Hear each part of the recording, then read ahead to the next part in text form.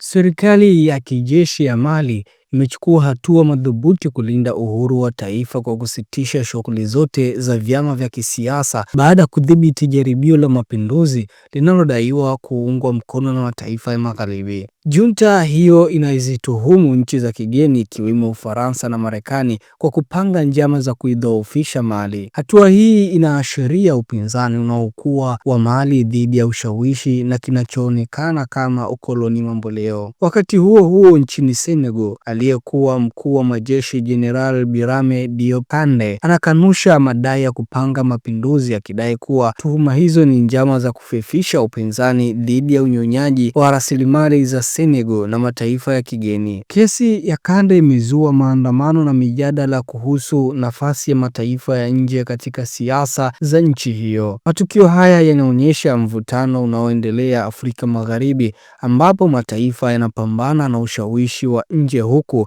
yakitafuta udhibiti mkubwa wa rasilimali zao na mustakabali wao wa kisiasa. Hii ni ripoti ya Media Express na mimi ni Hassan Magulumali.